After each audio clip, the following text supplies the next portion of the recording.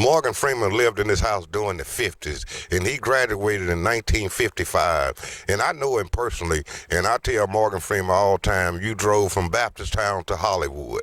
And he smiled. You said Robert Johnson played on the corner. Did he play on one of the corners over here? He played on the corner down the street. We're going to go down there. Okay. We're going to go down there and to that corner. Let's just walk. He almost gave up playing the blues. So, because he was playing right here in this alley. And so when he was playing the blues, a guy's wife came and sat in his lap. And so the guy hit him in the head with a piece of stove wood and knocked him out. And he almost quit playing after that. How did you get all this information? From them. So you talked to Honey Boy? Honey Boy would come over here every year. He just died in 2013. He would come over here every year. And he would talk about him and Robert Johnson in Baptist Town. And my dad lived in Baptist Town. He lived right here on this corner in 1929. And he used to make the moonshine for the juke joint. Back in them days, it was 9 of us, and that's how he took care of us. Okay. Because he wasn't making about $1 a day, but he was selling moonshine for $5 a gallon back in those days. Yeah. I mean, and that's the way he took care of us, because it was impossible to take care of us on $1 a day. Okay. You know. Okay. And he moved from here, and he moved out on the plantation. Okay. You know, and he constantly made whiskey, you know, to sell to the people that, you know. But he came back here on the weekends, bro. Came back here, yeah, on the weekend and sold whiskey, you know. He was selling right back there in that alley, you know. And this is where Robert Johnson lived at.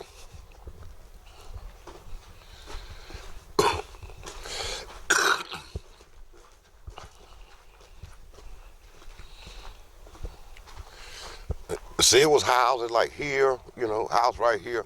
It was like 3 or 4 houses in here.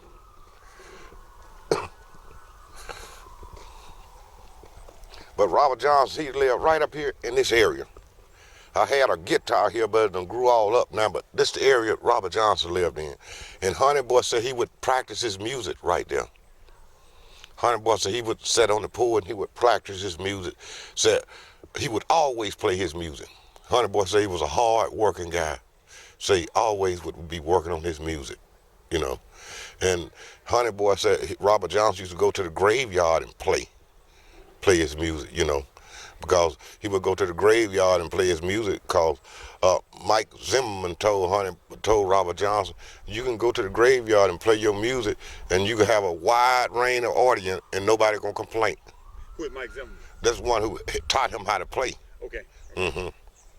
And he told Robert Johnson, you have a wide range of audience and nobody gonna complain how bad you play.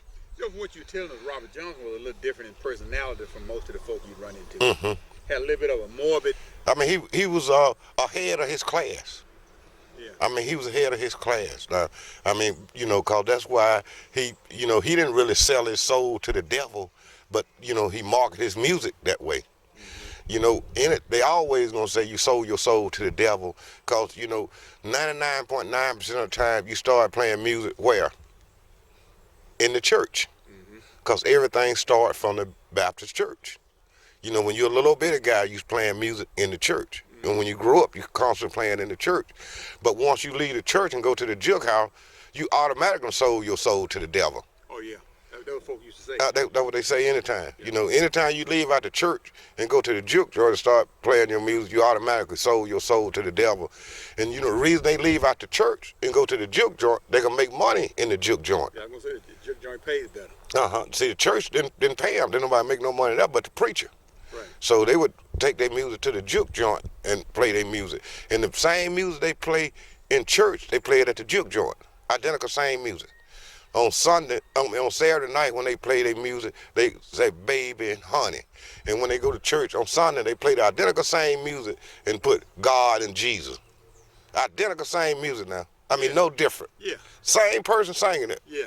You know, and they doing the identical same thing, but at a juke joint, they put baby and honey. And then when you go to the church, you put Jesus and God. What got you so interested in doing this instead of... Because it seemed like it was a part of me. I mean, seemed like it was a story that need to be told. Mm-hmm. And wasn't nobody telling it, man. Mm-hmm. I mean, wasn't nobody telling the story, man. Nobody.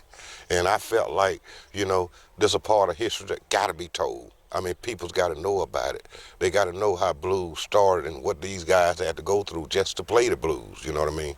And I just wanted to say, I want to share it. This appears to be your passion, though. It is. I mean, I really want, I just want to do it all time.